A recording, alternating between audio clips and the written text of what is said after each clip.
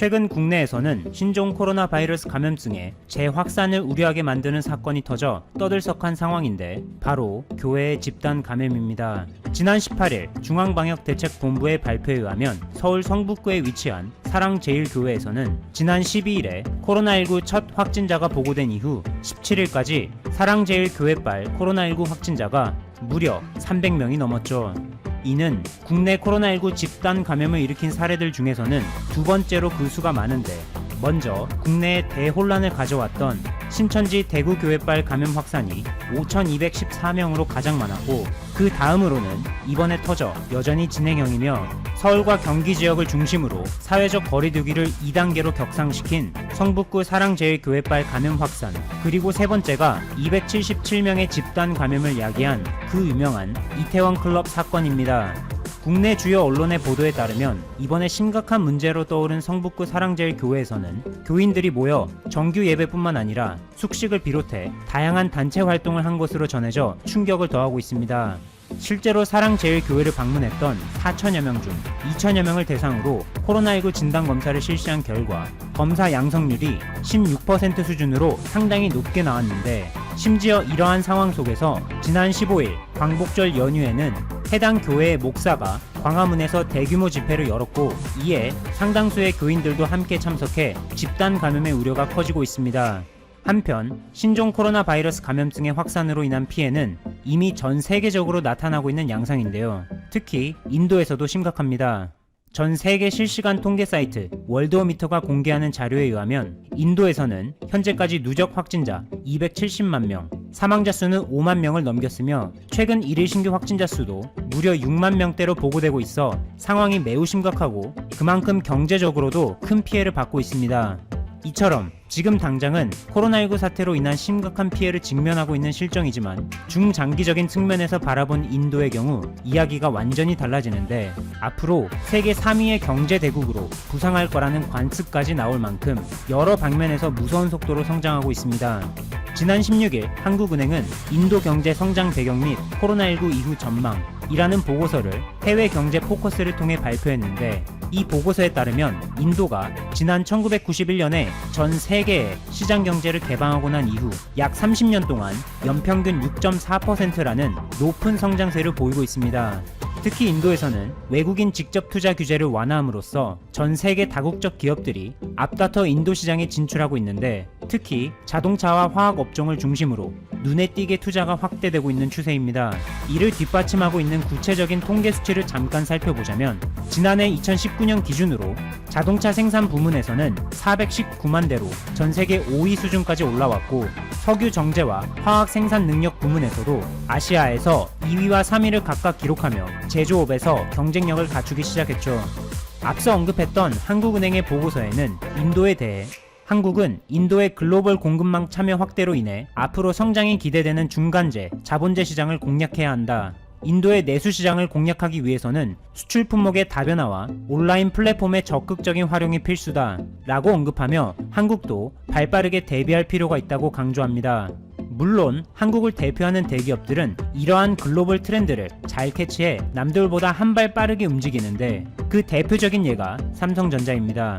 지난 17일 인도의 유력 영자 경제 일간신문 이코노믹 타임스에서는 인도 정부가 현재 생산 연계 인센티브 정책을 진행하고 있는데, 이에 삼성전자가 많은 관심을 기울이면서 베트남 등의 여러 지역에 퍼져 있는 삼성전자의 스마트폰 생산 라인을 인도로 옮기는 방안을 진지하게 검토하고 있다고 보도해 세간의 이목을 모으고 있습니다.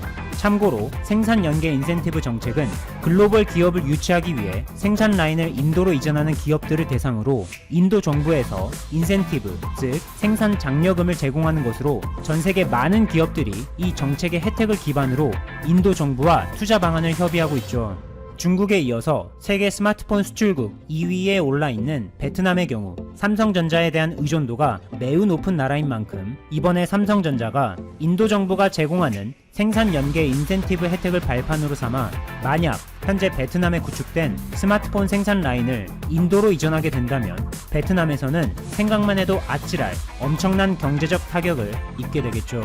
실제로 인도의 경제 전문 일간신문 이코노믹 타임스에서는 해당 업종 소식통의 말을 인용해 삼성전자가 PLI 혜택을 등에 업고 향후 5년에 걸쳐서 무려 400억 대의 스마트폰을 생산하는 방안을 인도 정부에 제출하며 투자 일정과 생산 장려금 규모 등 구체적인 논의에 들어간 것으로 보인다고 보도한 바 있는데, 이는 베트남 입장에서는 그동안 우려하던 일이 현실이 돼버리는 무서운 악몽을 겪게 되는 셈입니다. 삼성전자 외에도 베트남에 대한 영향력을 점진적으로 키우고 있는 한국 기업들이 있는데, 그중 하나가 유통업체 경쟁력 평가에서 국내 대형마트 업종 1위로 신세계그룹에 속한 유통업체인 이마트입니다. 인구가 1억 명에 가까운 베트남에서는 상대적으로 저렴한 인건비와 각종 세금 혜택 등의 효과로 인해 제조업을 영위하는 기업이 성공하는 케이스는 꽤 많은 편이지만, 자국의 골목 상권을 침해할 우려가 있으면 각종 서류나 세금 규제 등으로 시장 환경이 예상하지 못한 방향으로 시시각각 변할 수 있는 베트남과 같은 개발도상국의 내수 시장에서 유통업을 영위하는 해외 기업이 성공하는 경우는 거의 없다고 합니다. 그런데 이렇게 해외 유통업체에게는 가혹한 베트남의 내수 시장에서 단 하나의 매장을 운영하고 있는 이마트가 지난해 단일 점포 기준으로 당당하게 베트남 전국 실적 1위를 달성해 모두를 깜짝 놀라게 했죠.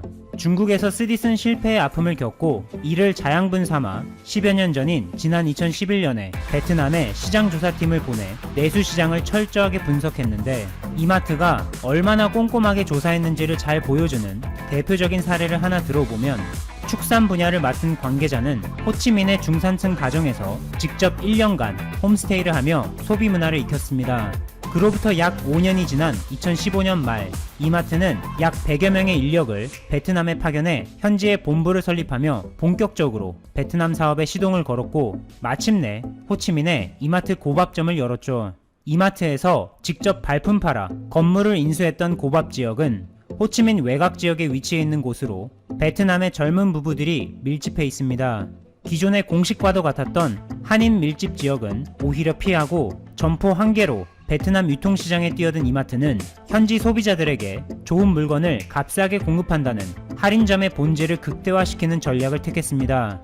그 결과 오픈한 지 4년 만에 매출이 749억 원으로 78% 이상 상승했고, 올해는 코로나19 사태의 영향으로 베트남 내수 시장에서의 소비가 급증하면서 매출이 1,000억 원대를 훌쩍 넘길 것이라는 전망입니다. 이와 같이 한국 기업이 현지에서 실력을 발휘하며 해외 국가에 대한 대한민국의 영향력을 점차적으로 키워나가고 있는데, 이는 베트남과 같은 개발도상국에 국한되지 않고 경제 대국인 일본에도 해당됩니다. 전 세계 최대의 만화 시장을 보유하고 있는 일본에서 카카오의 웹툰 플랫폼 피코마가 지난 7월 일본 내 월간 매출에서 1위를 차지했고, 글로벌 앱 매출에서도 12위에 올랐다는 소식을 이미 들어봤을 겁니다. 이러한 공격적인 기세를 살려 카카오가 이번에는 일본의 콘텐츠 공룡 기업인 카도카와에 전략적 투자를 단행해 주위의 관심을 끌었습니다.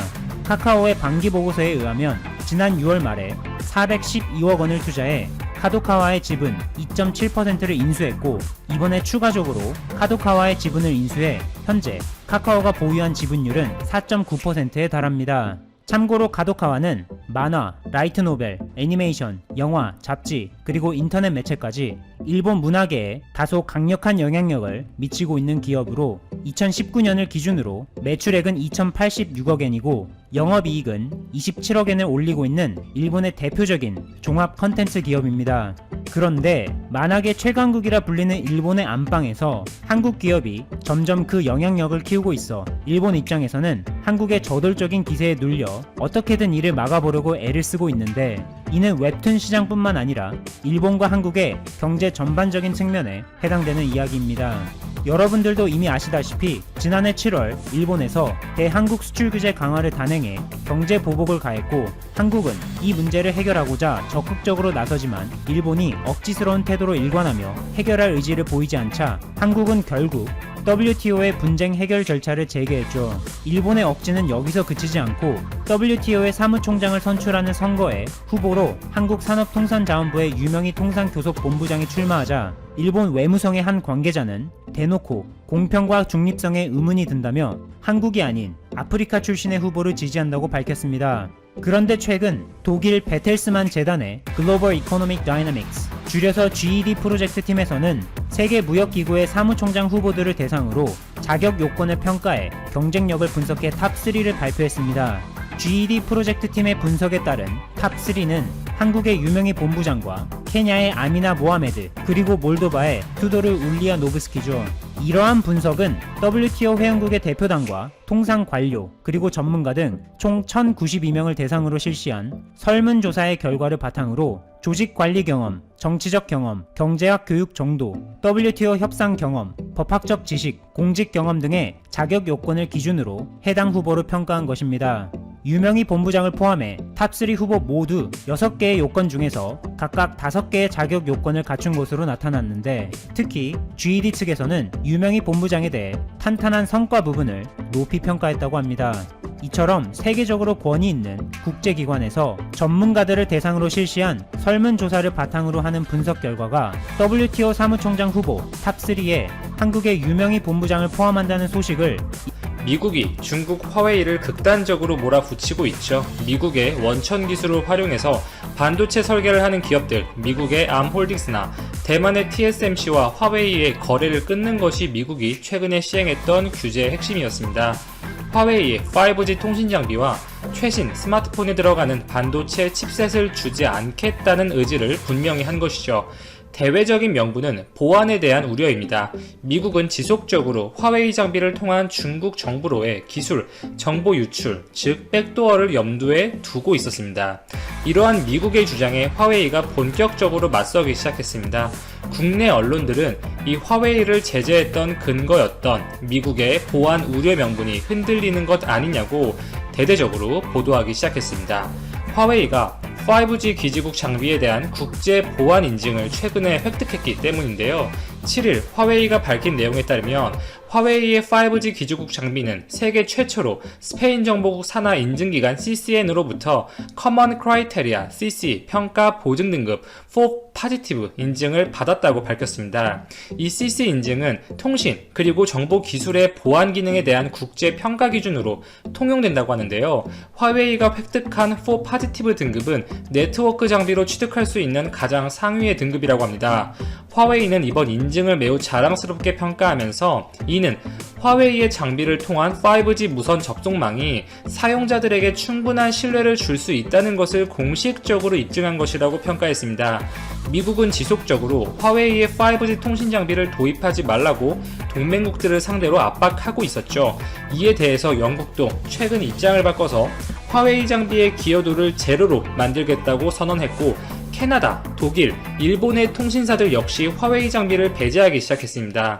기존의 화웨이의 장비가 선호되었던 이유는 압도적인 가성비였죠. 전반적으로 가격 대비 기술력이 높다는 시장의 평가를 받고 있고, 많은 기업들이 화웨이의 장비를 채택하는 근거가 되었습니다. 실제 화웨이의 경쟁사라고 볼 수 있는 에릭슨, 노키아, 삼성전자 등보다 공급 단가가 70% 수준에 불과하다고 알려져 있습니다. 화웨이의 이번 인증은 유럽 공략을 가속화하기 위한 포석으로 해석이 되죠. 거기에 더 나아가서 영국을 겨냥해 이 안보 위험 논란에 대해 해명하는 대규모 반박 광고를 냈습니다.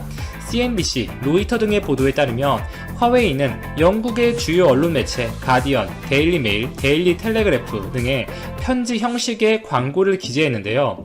수신자를 영국으로 설정해서 우리는 약 20년간 영국의 모바일과 브로드밴드 회사에 3G, 4G를 성공적으로 공급해왔다.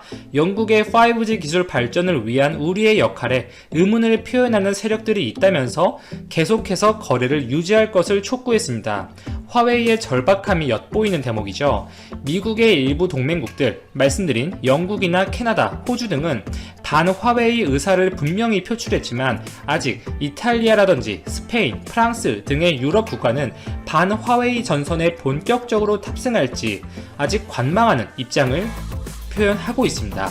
즉, 고심에 빠진 유럽 국가들을 상대로 화웨이의 장비를 도입한다 하더라도 보안 측면에서 문제가 발생하지 않는다는 것을 화웨이가 증명하기 위한 작업들로 볼 수가 있습니다. 화웨이가 유럽에 공장을 새로 지으면서까지 유럽 시장에 목을 매는 이유는 이미 화웨이는 압도적인 내수 시장에 힘을 얻고 있고 전 세계 점유율 26%를 달성해서 1위를 기록하고 있는데, 유럽의 많은 국가들마저 화웨이의 장비를 채택하기 시작하면 에릭슨, 삼성전자와의 격차를 훨씬 벌릴 수 있기 때문이죠. 사실상 1위 굳히기라고 봐도 무방합니다.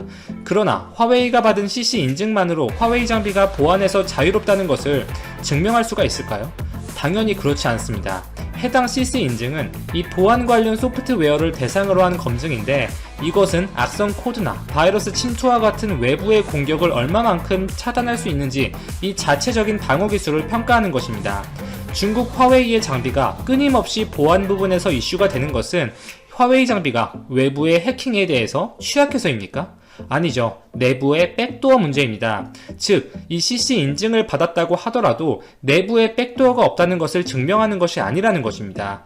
즉, 해당 인증만으로 완전히 이슈를 해결하는 것은 아니죠. 이 같은 인증을 받았다고 해서 미국이 눈 하나 깜짝이나 할까요? 미국이 화웨이를 주저앉히려는 것은 단순한 무역전쟁의 일부가 아닙니다. 미국이 세계 패권을 유지한다. 화웨이가 내수 기업으로 전락한다.